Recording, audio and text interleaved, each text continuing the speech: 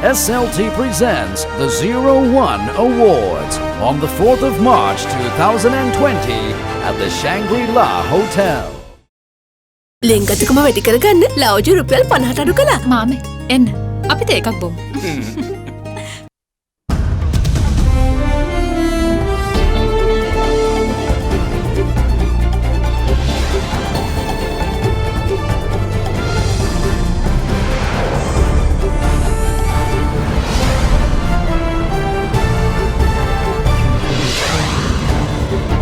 Tonight, no entry. Sri Lanka announces closure of ports to cruise liners as COVID-19 epidemic fears spread faster than the virus. No escape. Attorney General instructs acting IGP to seek arrest warrants for bond scam culprits, including former Minister of Finance. Framing charges. Political Victimization Commission hears startling witness manipulation evidence in cases against ex-military personnel. Mr. Teflon. Benjamin Netanyahu claims victory in yet another election, but falls 2 seats short of majority. All that and much more coming up on First at 9, this Tuesday, the 3rd of March, 2020. From AdaDerana, this is AdaDerana First at 9. මේ 69යි 97ට SMS කර රුපියල් මිලියන 3ක මුල්තැන්ගේ උපකරණ දිනාගෙන අවුරුද්දෙම කුස්සිය time save කරගන්න. Live from Studio 24 in Colombo. Good evening and welcome to First at 9. I'm Mohammed Ketanaka. Let's start with your local stories. Now, the date for the upcoming parliamentary election is now confirmed and Sri Lanka will go to polls on the 25th of April. It comes following the publication of the Gazette Extraordinary announcing the dissolution of Parliament with effect from last midnight.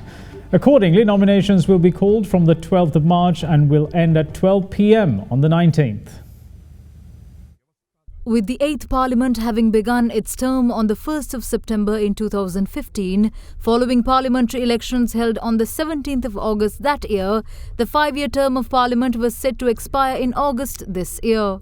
However, according to provisions contained within the 19th Amendment to the Constitution, the President is vested with the power to dissolve Parliament upon the completion of 4.5 years of sittings.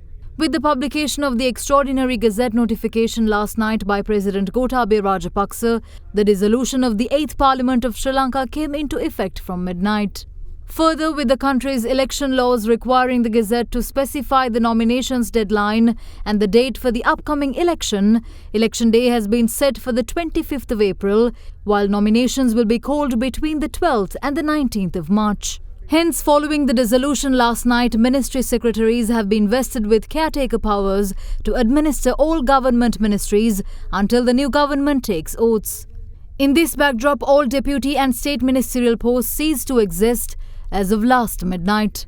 However, the Cabinet of Ministers will continue to operate in its decision-making capacity until Election Day on the 25th of April. Following the elections, the new Parliament will be convened on the 14th of May. Now, the Attorney General seems to have got the ball rolling in the controversial central bank bond scam case. He has directed the acting IGP to obtain arrest warrants against several suspects in the case, with former Minister of Finance Ravi Karunanayake, former Governor of the Central Bank Arjuna Mahendran, and owner of Perpetual Treasuries Limited Arjun Aloysius being among them. The Attorney General's coordinating officer Nishara Jayaratna stated that the acting IGP was instructed to obtain warrants from court for the arrest of former Finance Minister Ravi Karunanayake, former Governor of the Central Bank Arjuna Mahendran, owner of Perpetual Treasuries Limited Arjun Aloysius, PTL CEO Kasun Palisena, former Director of the Public Debt Department of the Central Bank THB Sarat Chandra, and several others. They are to be arrested on charges of conspiracy, criminal misappropriation, cheating and market manipulation in respect of the bond auctions of March 2016. In his letter to acting IGP CD Vikramaratne, Attorney General Dappula D. Livera states that there is reasonable suspicion against 12 individuals with regard to the criminal wrongdoings which had occurred during the Treasury bond issuances on the 29th and 31st of March 2016 and that they should be considered as suspects. The list of suspects include Perpetual Treasuries Limited, Ravi Karunanayaka, Arjuna Mahendran, Arjun Aloysius, Kasun Palisena, Geoffrey Aloysius, Chittaranjan Hulugalla, Muthuraja Surendran, Arjun Punchiheva, Buddhika Sarachandra, S. Padmanaban and Indika Saman Kumara. The AG instructs the acting IGP to name the 12 individuals as suspects with regard to the investigations, record statements from them and report information to court. The AG further instructs to forward copies of their statements to him without delay and to carry out further investigations if necessary regarding the information uncovered from the statements. He urges the police to report to the relevant magistrates' court on the charges against them and to obtain warrants for their arrests. The Presidential Commission investigating the Easter Sunday attacks today heard evidence from the parish priest of St. Anthony's Church, Kochikade, Father Jude Fernando. Responding to the Commission's questions, the parish priest revealed that no prior warnings had been received from the police and that he was dissatisfied with the investigations conducted by the CID and the police in the aftermath of the attack. The parish priest of St. Anthony's Church, Kochikade, Father Jude Fernando, appeared before the Presidential Commission investigating the Easter Sunday attacks to record evidence today. Responding to a question by State Council as to the services held on the fateful day, Father Fernando said there were Tamil language services at 6 a.m. and 8 a.m., with singular language services organized at 12:15 p.m. and 5:15 p.m. When questioned as to his whereabouts during the attack, the parish priest stated that having finished midnight mass and retired to bed at 3 a.m., he was unable to preside over the 6 a.m. service. He revealed that having arrived at the church at 8:30 a.m., he headed to his office instead of sticking to his usual daily routine. The State Council then questioned the parish priest whether he would have been able to witness the attack if he had stayed at his usual location on the day, to which he responded that he would have been among the victims if no change in his routine had happened. Father Fernando also replied in the negative to a question whether any prior warnings had been received from the police. In addition, he stated that on the evening of the attack, he had left for a meeting with the Archbishop of Colombo, His Eminence Malcolm Cardinal Ranjit, and arrived back at 9 p.m.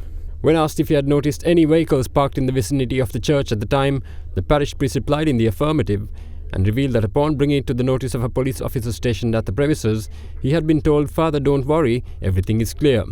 The State Council then inquired whether he was aware of a bomb-laden vehicle parked near the church, to which he replied that the assistant parish priest had informed him that CCTV footage from a choir member's residence nearby had shown an individual exiting the vehicle in question carrying a bag. Upon being advised to exercise caution in this regard by the Archbishop, the assistant parish priest had then informed him that another bomb had been found in a vehicle, following which he then informed the Archbishop and the authorities. In response to a question as to whether any evidence had been discovered following the disposal of the bomb, the parish priest answered that a bank passbook was recovered from the vicinity by a secretary official upon searching the area.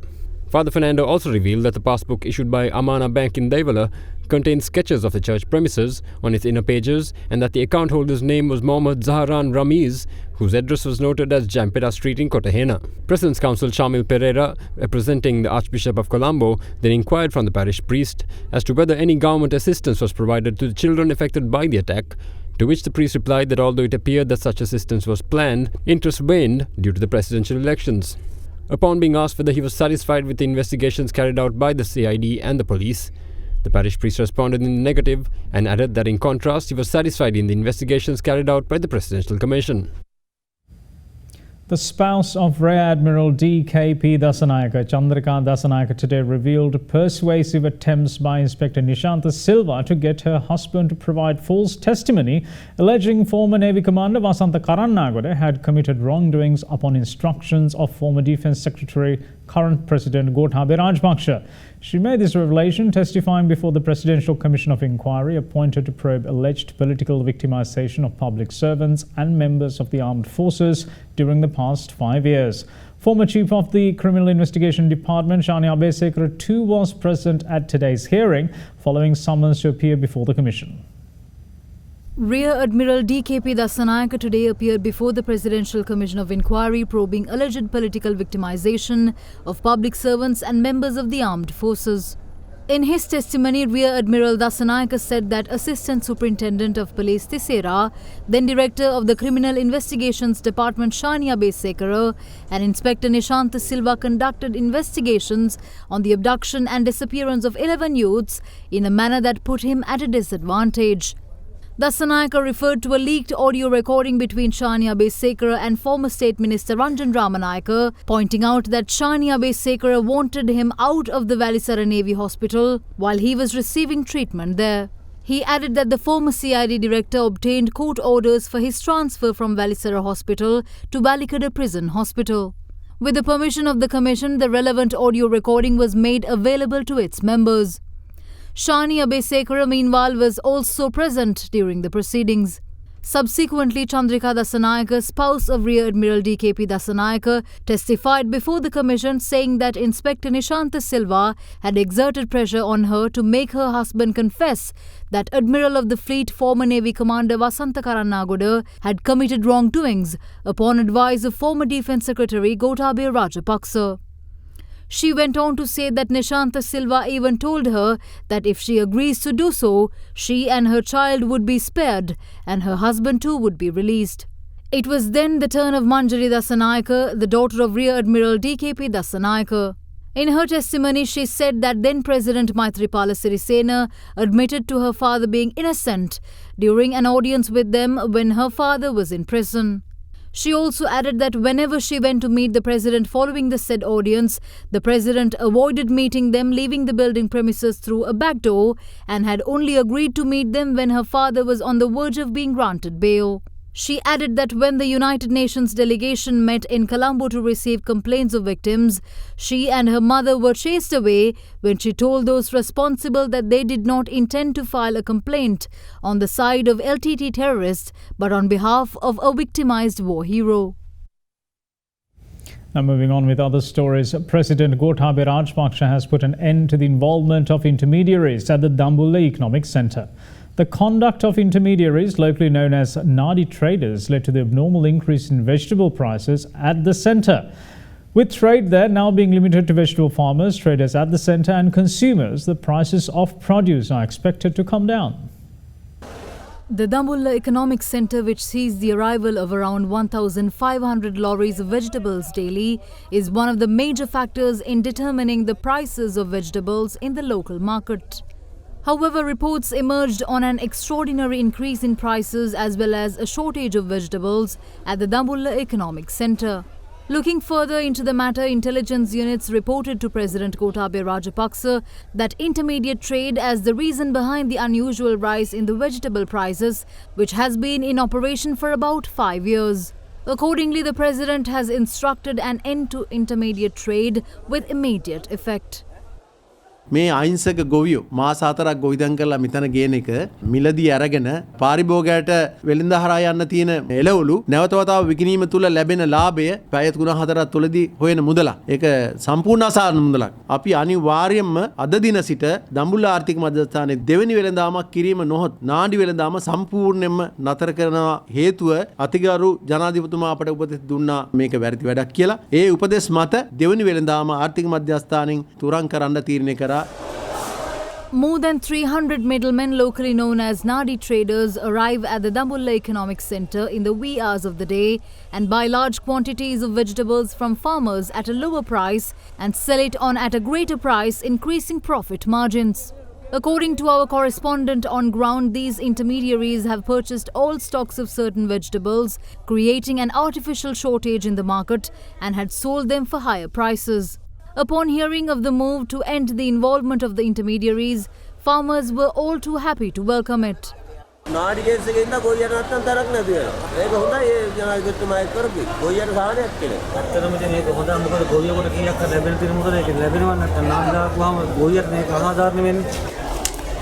Accordingly, police officers are deployed at the Dambulla Economic Centre to prevent any involvement of intermediaries, thus putting an end to a vegetable price mafia.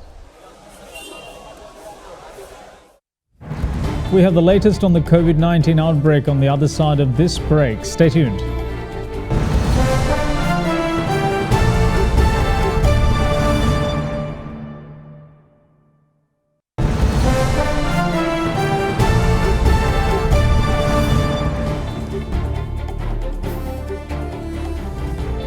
Welcome back. You're watching First at 9. Now, as the coronavirus rampages across the world, the total number of COVID-19 cases exceeded 90,000 today. Iran's death count rose by 11, bringing its total deaths to 77, recording the highest number of fatalities outside mainland China. As fears intensify here at home, Director General of Health Services Dr. Anil Jasinghe announced that Sri Lanka would halt the disembarkation of passengers from cruise liners at the country's ports with immediate effect. Not so long ago, the focus of the entire world was largely limited to mainland China as they battled to contain the outbreak of the novel coronavirus, which came to be known as COVID-19. The situation has since undergone a dramatic change, with the virus spreading to various other countries. Now, the global attention cannot be concentrated but divided as various countries battle to contain their own spreads of COVID-19. Among the countries to experience a spike in infection numbers, Iran, Italy and South Korea top the list. From these three countries, Italy and South Korea hold special significance to Sri Lanka, given the heavy presence of the island's expats there. The country has so far been largely spared from COVID-19, with only one infection reported, and that patient a Chinese national, too, recovering and being sent home.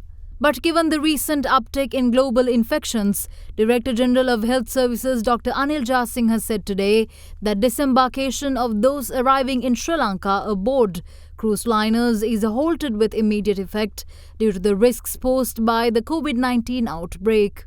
දකුණු කොරියාව ඉතාලිය සහ ඉරානය කියන රටවල් වල මෙම රෝගය සීඝ්‍රයෙන් පැතිරෙමින් පවතින නිසා ඒ රටවල් වලින් සිට ලංකාවට පැමිණෙන විදේශිකයන් සහ ශ්‍රී ලාංකිකයි සියලුම මගීන් දින 15ක නිරෝධායනයකට ලක් කිරීමට අපි බලාපොරොත්තු. ඒකට යම්කිසි කාල පරාසයක් ලබා දිය යුතුයි. ඒ සඳහා අපි මධ්‍යස්ථාන පිහිටවන්න බලාපොරොත්තු වෙනවා. විදේශ අමාත්‍යාංශය හරහා ඒ තානාපති කාර්යාල වලටත් ඒ වගේම රටවලුත් දැනුවත් කරනවා අපි මේ පියවර ඊළඟට ගන්නවා කියන එක පිළිබඳව. මේක පහසු කටයුත්තක් නෙවෙයි. නමුත් මේ රටට මේ විස බීජය ඇතුල් වුණොත් එහෙම ඇතුල් වෙලා ඉන්න අනතුරුව ඉරානයට ඒ රටවල් වලට වෙච්ච දේ ශ්‍රී ලංකාවට වුණොත් එහෙම ඒ නිසා අපිට අවශ්‍ය වන්නේ එවැනි තත්ත්වයක් ශ්‍රී ලංකාවේ ඇතිවීමට. සුඛෝපභෝගී මගී නෞකා අද දිනේ ඉඳලා මගීන් ගොඩබිමට බැස්සවීම නවත්වනු ලැබුවා. විශේෂත්වයක් තමයි ලෝක පුරා මේ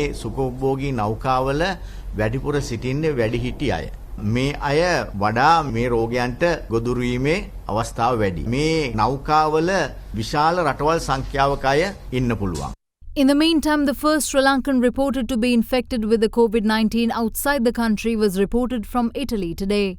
A 46-year-old Sri Lankan woman was hospitalized in Brescia, located in the northern Italian region of Lombardy. She is reported to be in stable condition. Meanwhile, England's cricket team arrived in the country today to take part in the ICC World Test Championship. But according to captain Joe Root, England players will not shake hands during the tour as a precautionary measure in face of the coronavirus outbreak. Root's side suffered gastroenteritis and flu problems during their recent tour of South Africa and will instead greet each other with fist bumps.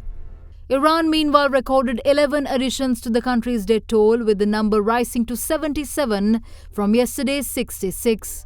In South Korea, the total number of infections stands at 5,186, with 851 new cases added to the official records. Approximately 20,000 Sri Lankans reside in South Korea. The country from where the COVID-19 outbreak originated, China, reported the lowest overnight virus infection since January, with 126 new cases. It, however, sends the number of total infections to 80,152. The overnight number of deaths too was considerably low, with 33 placing the overall tally at 2,945. In the meantime, the first makeshift hospital at the COVID-19 epicenter, the city of Wuhan, closed after it discharged the last of recovered patients. 16 such temporary hospitals were put up in Wuhan to tackle the outbreak. In France, about 120 schools are closed in COVID-19 hit areas, as the total number of infections in the country stands at 191. In a desperate move, international airline Emirates asked staff to take unpaid leave for up to a month at a time due to the spread of the novel coronavirus. So far, Emirates has cancelled flights to Iran, Bahrain and to most of China, and countries around the world have placed strict restrictions on the entry of non-nationals.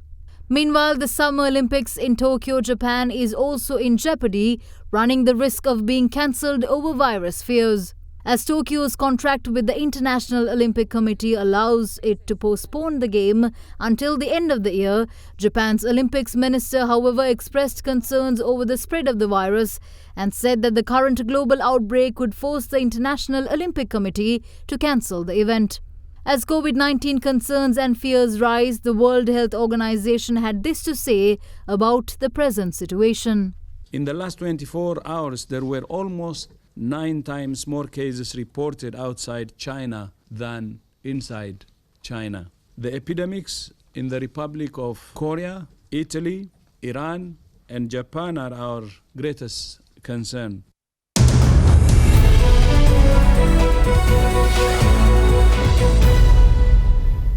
Union Bank's Executive Director and CEO Indrajit Wickramasinghe today laid out the reasons behind the bank's success. While addressing an event at the Colombo Stock Exchange, he attributed the bank's upward trajectory to its re-strategizing measures, including digitalization and a continued focus on the corporate and SME sector. Colombo Stock Exchange CEO Rajiva Bandaranaike today hosted Union Bank of Colombo PLC at the official bell ringing ceremony to mark the bank's 25th anniversary.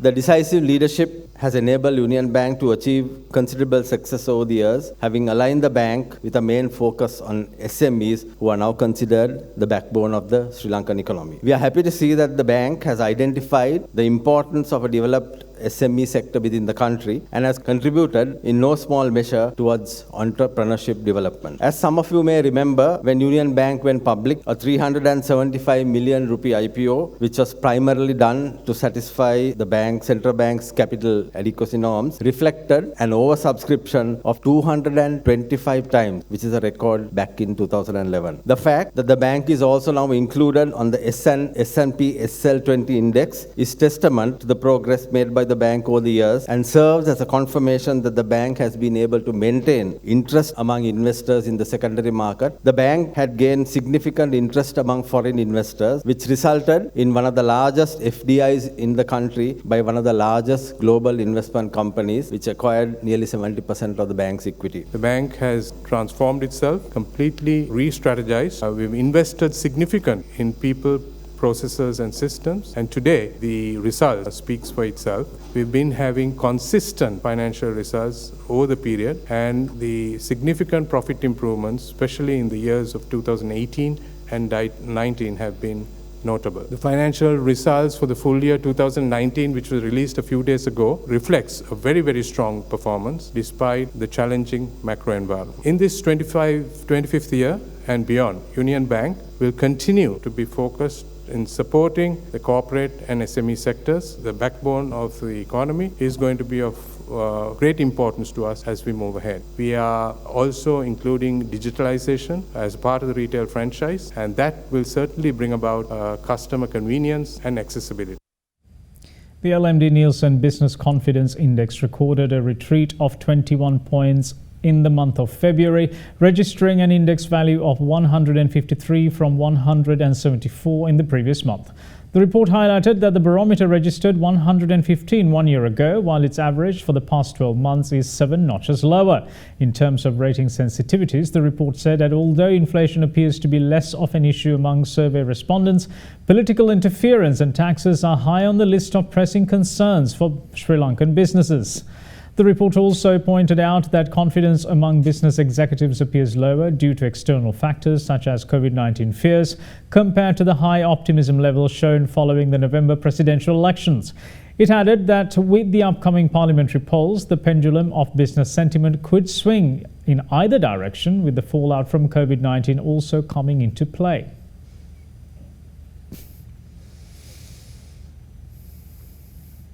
Now the market closed marginally higher today for a second straight session, buoyed by financial and industrial companies following a recovery in the global stocks and oil prices.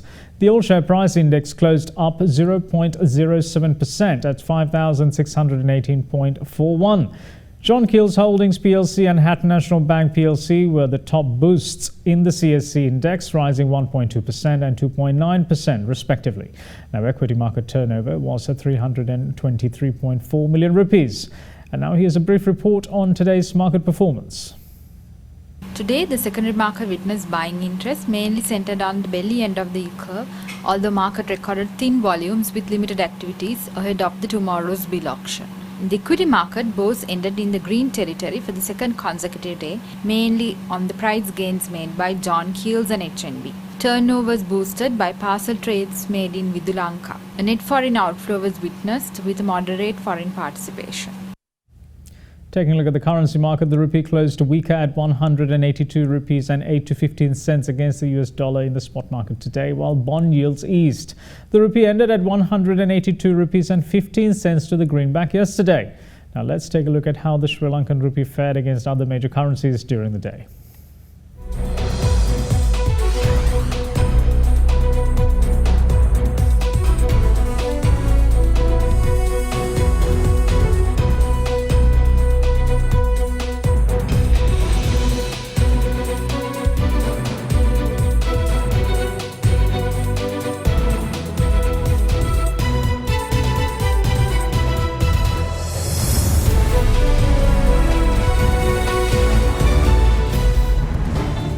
We'll see you again after this short break. Bear with us.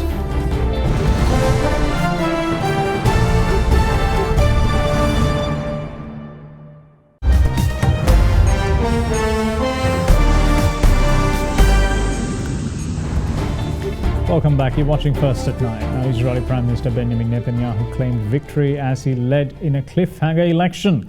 The victory might have been sweet, but it was still short of a governing majority in third national ballot in less than a year.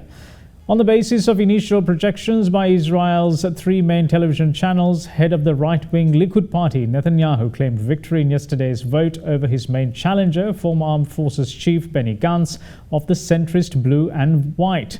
Updated exit polls, however, showed that Netanyahu was 2 seats short of a majority in Israel's parliament.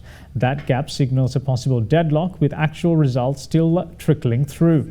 A win for Netanyahu after inconclusive ballots in April and September would be testimony to the political durability of Israel's longest-serving leader, who fought the latest campaign under the shadow of a looming corruption trial. Netanyahu's re-election bid has been complicated since the last election by his indictment on charges of bribery as well as breach of trust and fraud over allegations he granted state favors worth millions of dollars to Israeli media barons in return for favorable press coverage, and that he wrongfully received gifts. The first trial of a sitting prime minister in Israel is due to begin on the 17th this month, and Netanyahu, however, denies any wrongdoings.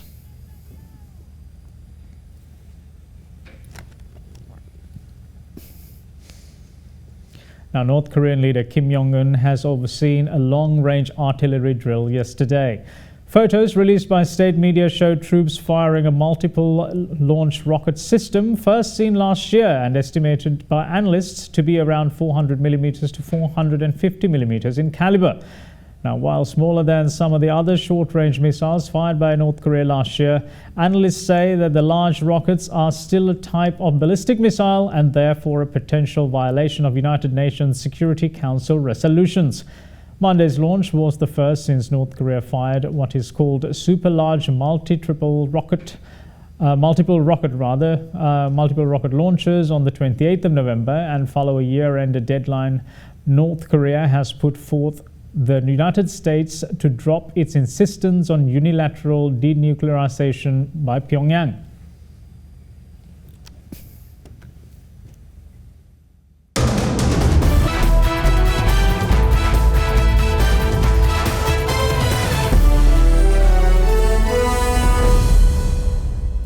Now, in rugby, Six Nations organisers say that England's game against Wales on Saturday and Scotland's match against France on Sunday will go ahead despite the coronavirus outbreak.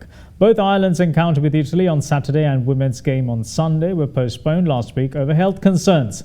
After a meeting to address the outbreak, the Six Nations said in a statement, quote, "As it stands today, all Six Nations matches currently scheduled are going to go ahead," unquote.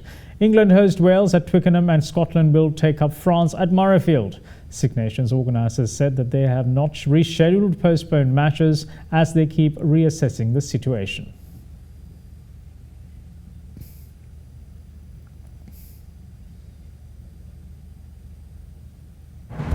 And that's it from all of us here at First at 9. Thanks for watching. Bye-bye.